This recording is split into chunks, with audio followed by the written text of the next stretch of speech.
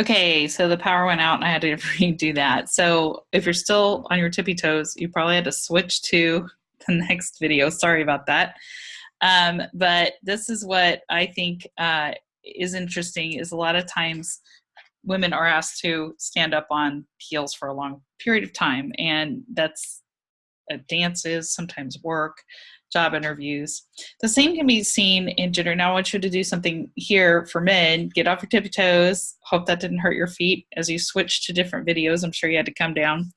Sorry about that interruption. But the thing that I think is interesting is we have clothing that will oftentimes reflect our own sense of being gendered. For example, the tie, looking over here, what's the purpose of a tie? I want you to put your fingers right here. See how tight it is for the person that is wearing that tie. This is a gendered piece of clothing, and there's no purpose for it. It is something that sometimes people have gone back and said middle management often was required to wear ties to remind themselves that they had a noose around their neck, and that they were owned by the aristocrats or whoever who didn't have to wear ties. They wore ascots or more comfortable clothing. And so these are very gendered products in our lives. So we learned this thing called gender socialization. We learned our genders, our presentations of ourselves by being gendered through these roles that are expected of us. And we've talked about this before. We learn it through schooling, media, and family. And we are socially constructing this. The social construction of gender is our role as humans, and the learning of gender roles and the socialization of that interaction with others is a whole social construction of what we say is deeming what a gender is expected or what a sex is expected to perform. And we see this in a very binary way, and we don't even think about it. Going to the restroom, for example, this has become a big deal in the last couple of years as we've seen more gender-neutral bathrooms, often responding to transgender or communities that see themselves in different levels of masculinity and femininity. And yet we've been, contending with these two biological sex representations. Men seen as this broader shouldered category, and women for some reason are expected to have a dress on every single time. I mean, that's the symbols that we use for that. Our symbolic interactionalism would tell us a lot about that. But really, we do gender. We try it on like a t-shirt. These days, I see so many gender fluid or different types of experimentation, even men testing their masculinity and women testing their femininity at certain levels. In college, we do this a lot. And so it's very flexible, and it's something we have to recognize that we do this, we construct it, and it is going to continue to change. Currently, there are about 55 different terms for sex and gender, and it continues to grow. Most cultures base the stratification of power on the value of men, and this is called patriarchy. A lot of times people become very offended by the word patriarchy, especially if it's a man that's approached by it. And really what we're saying here is that the dominance of men over women is something that is a social fact when you look at the valuing of women in most cultures. And one way we see that is the value of their labor. And the nature and degree of the power that they have to exercise compared to other people in the community that are men. And so this is basically studying, if we were to look at every single country on the planet, there isn't a single one where women are making on average more than men. It just doesn't exist. And this says something about the patriarchal world we live in. Even though there are many, many women who have equal gifts in certain fields.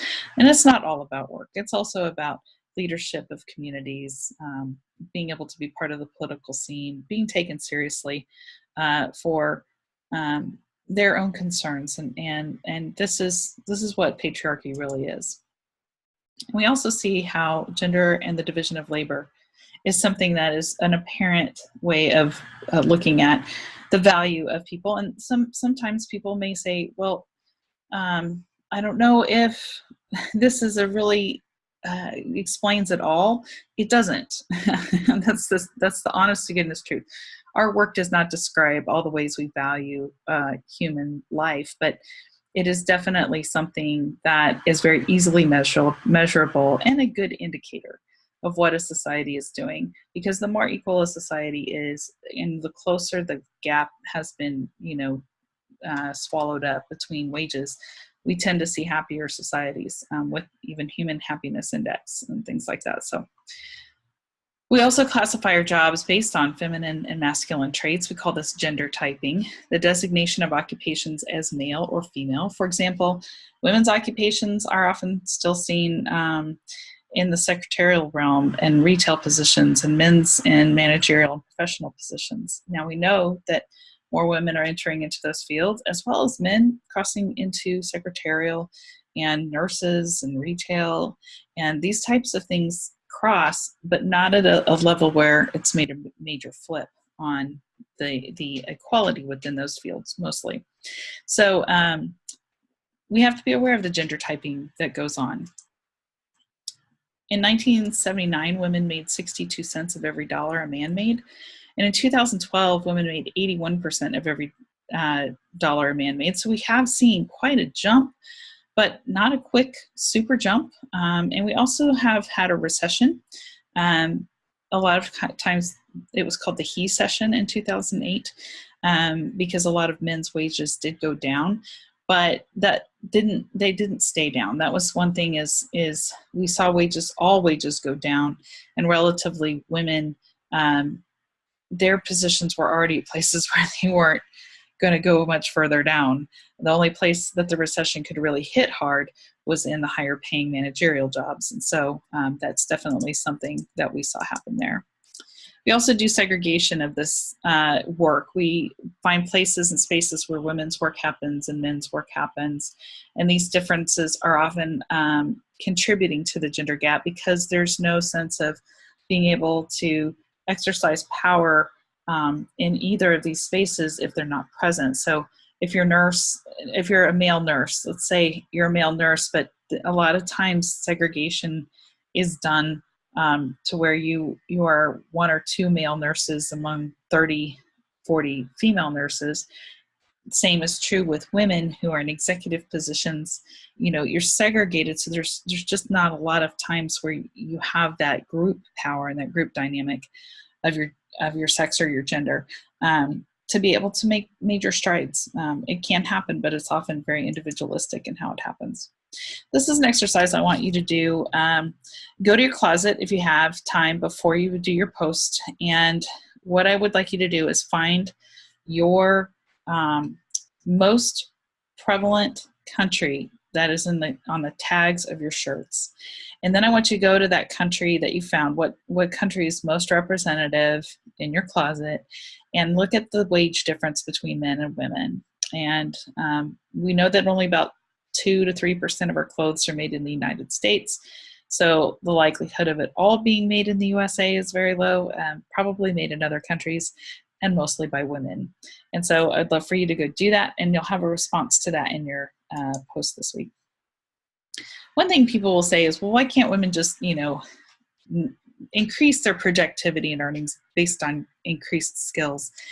That's called the human capital theory, but there's a lot of times where the assumptions about women's investments are often made for their family. And so a lot of the time, human capital theory, it's like women want to both have the home and the work. And it's like, no, everybody might want that, men and women. And primary concerns of survival are sometimes driving this, like to really make the social changes happen. It can often put at great risk the home life.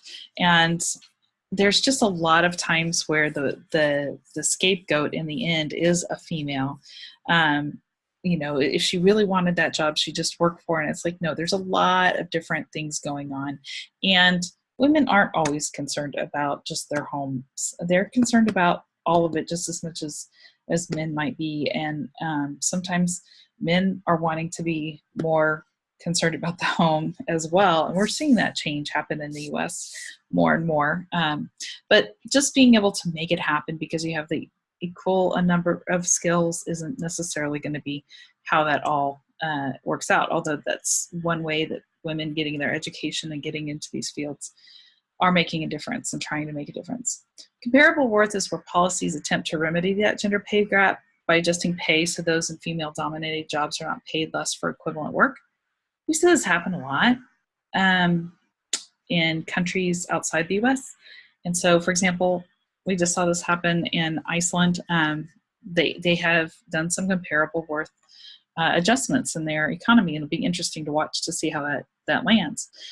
There's a big question, also, is this being asked a lot of times because men maybe are entering into traditionally feminine work positions, because we are seeing more men enter into secretarial work. We're seeing a lot more men working office jobs that were originally deemed as female, like I said, nursing, nurse practitioner. And so maybe that comparable worth is gaining some power because men are present in those spaces and that segregation isn't happening at the same rate. Another place to look at gender and its inequality is how much we pay for things. This was from, go to Walmart sometime online or whatever company you shop with, compare razors. Look at this packaging. Guys, you're supposed to be, excited about this Gillette Fusion, and it's got 5 razors. It's very masculine yellow. I don't know what masculine yellow is, but it's not pink, and it's got blue behind it, but it's very hard edged, and you see the little diamond shapes here and things that tell you very specifically what's going on with this. And then there's the Venus, and it's the swirl. They both have 5 blades. It's purple.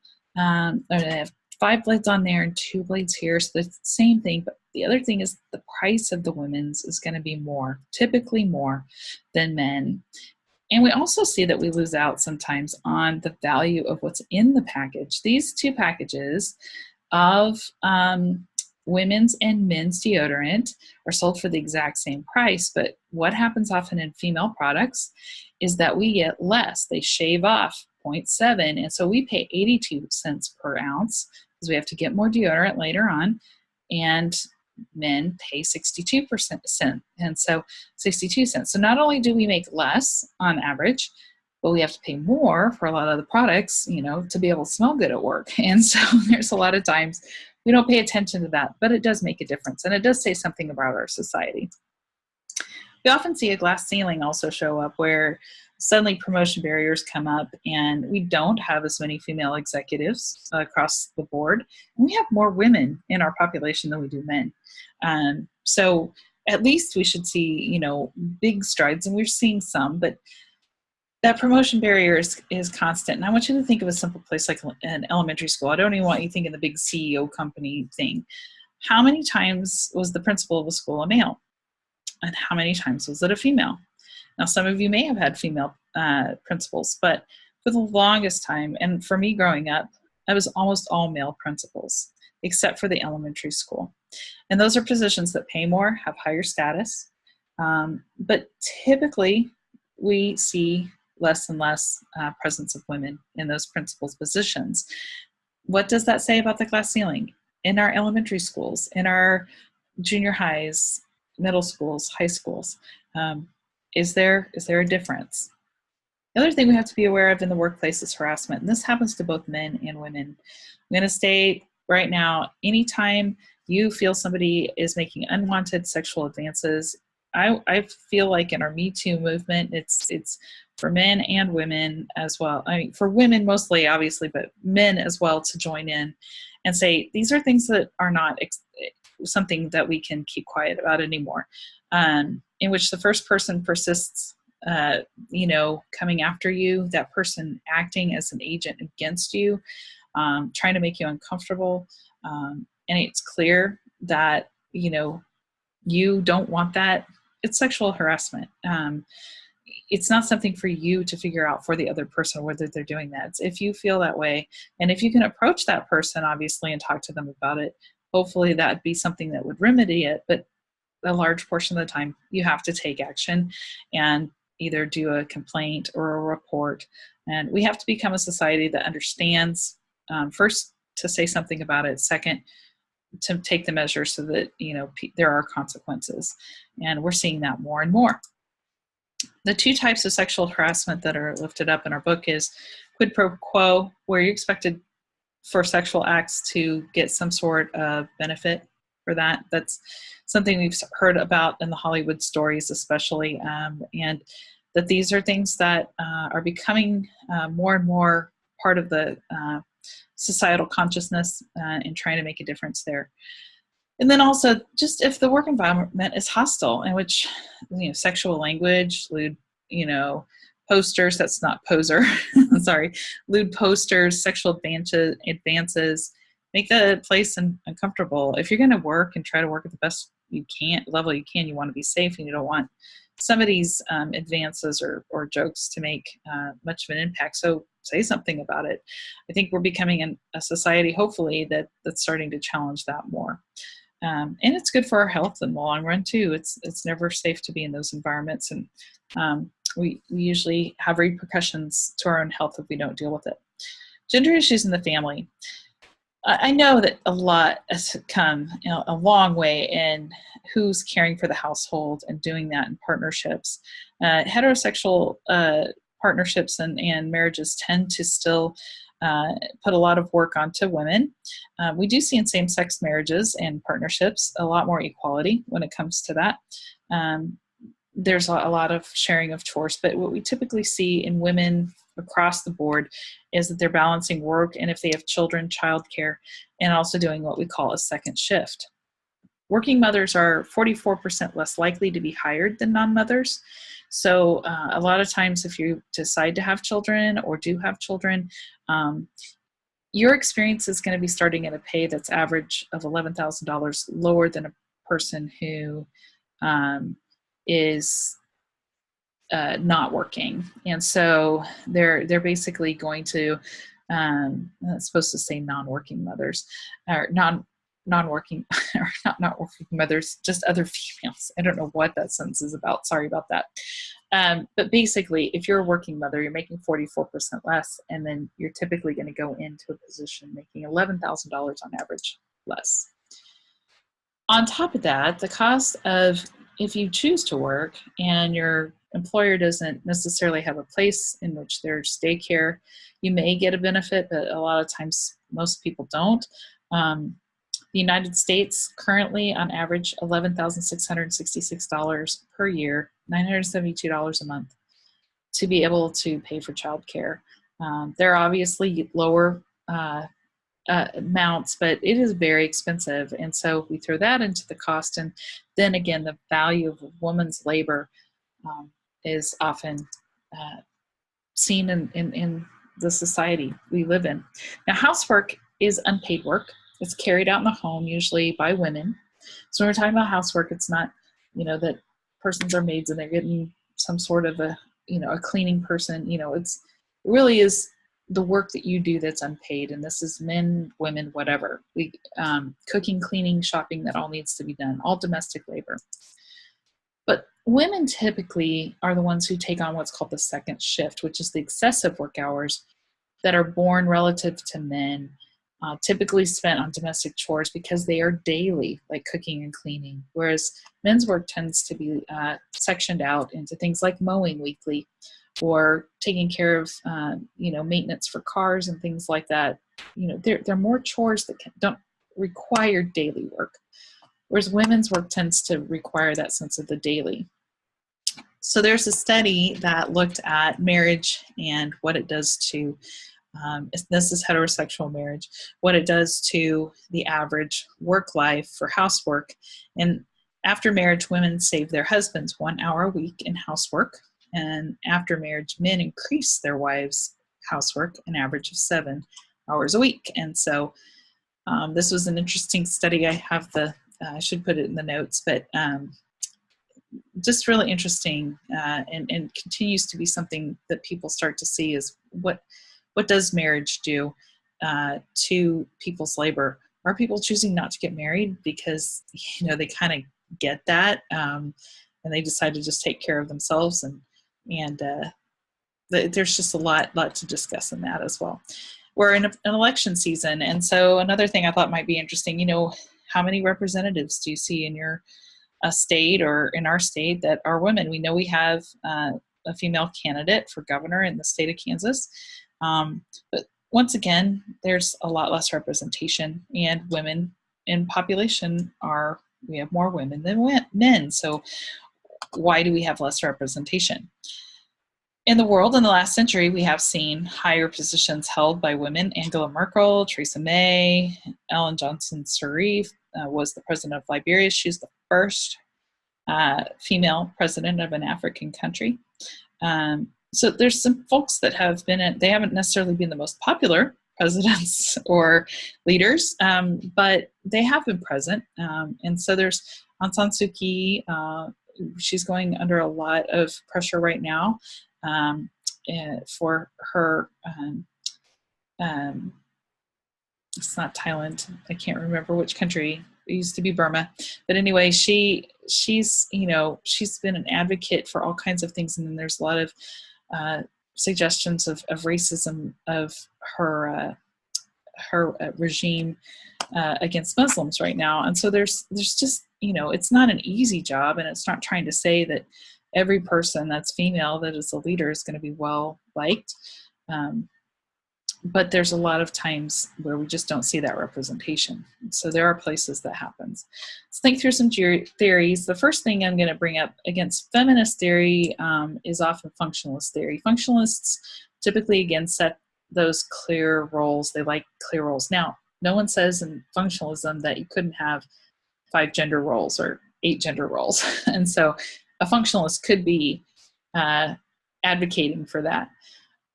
But typically what we've seen historically is the 1950s version of functionalism that says there are clear male and female distinctions. And we see that argument with what's going on politically with transgender and trying to change language on the federal level. And I think there's going to be a lot of pushback from that, because in the sociological world, the medical field, Facebook, all these places, we have made that space for people to identify themselves. And so it's interesting. It'll be an interesting thing to watch. And feminist theory, on the other hand, is going to look at something like that and say, the thing is the centrality of gender in analyzing the social world, in a particularly the experience of women, but that starts that lens of how we do gender, both men, women, or however we present ourselves, transgender, fluid, gender fluid. All of those can be very important to understanding how we are presenting ourselves as a society, and how people are feeling comfortable in their own society, in their own skin. And so feminist theory really looks at that. What's going on in the experience of women, and or gendering of feminine, the feminine and the masculine, because we want to see what those roles do. And there are different forms also. You may not consider yourself a feminist, but liberal feminism is different than radical feminism. And so some people may be more liberal feminists, where they're, yes, I want those equal rights, education, employment. All of this needs to be looked at and reformed. And may not go out and burn my bra or whatever, but I feel like these things need to happen. And so you may be a liberal feminist, which I know with this term liberal, a lot of times say, well, I have conservative values. Well, that doesn't mean that some of this stuff might not enter into your existence. And so I've noticed some of the discussions that people have started to look at that more. Radical feminism, on the other hand, says, gender equality is male domination. Inequality happens because of that male domination. And all aspects of social life are built on that male domination, and it's embedded patriarchy. And this group this might be more bra burning. And this might be where, I appreciate, honestly, people going there and writing about it. But I think there's times where that can be confused. And there's even more levels than that. And then, of course, as we shared in the first quote, Black feminism. It's a strand of feminist theory that highlights not all female experiences the same. And so a woman that is Black or Latina or is Asian, or, all of these different things come into play. And so you have to recognize that even though women as a whole are seen as the typically lowest paid compared to men, when you add in race, ethnicity, region of the world, even more complex things happen, and women that are white find themselves in better shape than women of color. And then we have to think about women as a target of violence. And this ends the lecture. Sorry, I had to split it between two. But I want you to think of something here. Women as a target of violence. I want you to think, as I say, dowry deaths, which means sometimes a person that is married doesn't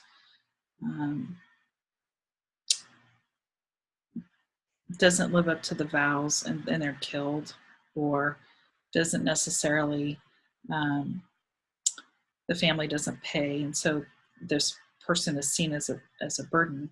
Just think of the gender and the sex that comes to mind with that. When you think of genital mutilation, I want you to think of the gender or the sex that comes to mind with that. And then domestic violence. What's the prevalent gender and sex that comes to mind when it comes to that?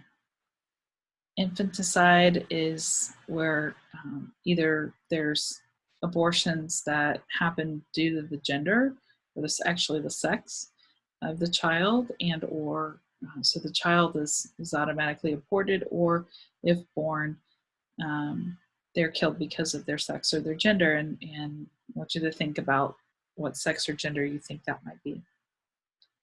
And finally, rape. What gender comes to mind? What sex comes to mind? And although we know that men can experience all of these things, even dowry deaths, genital mutilation, some people would say, as a child, a bris for Jewish service isn't necessarily not mutilation. You just don't remember it, but it is. But for the most part, when we think of the large group that's being affected, it's women, and they are targets of violence, and it is massive. It happens at such a global scale. And so this is why it's important for us to consider what we do with our gendering. What would happen if women were valued as equally as men? If all gender expressions were valued equally, would it change how we do our things in the world? Again, I wanted to bring this up because this might be a new term for you. Female babies are more likely to be killed, and also rape. We're in a situation in our world where people are starting to say this is not okay. Non-consensual vaginal, oral, or anal intercourse, and this is men and women saying this can't happen. People that are overpowered, and their bodies, which are very, they're made up of sex and gendering and presentation, need to be honored and not forced into acts that are demeaning and can damage our life. So it all comes down to agency again, every person's right to dignity, power, and decision making. And I hope as you think about gendering and you think about sex and sexual orientation and all the different things that happen there, which we didn't get to get into sexual orientation as much, but to allow yourself a sense of knowing that your agency is really important, and that we as sociologists try to study the ways in which that can be improved in the world as well. I hope you have a good week. And I look forward to your posts. Call me or text me if you have any questions, 913-553-0267.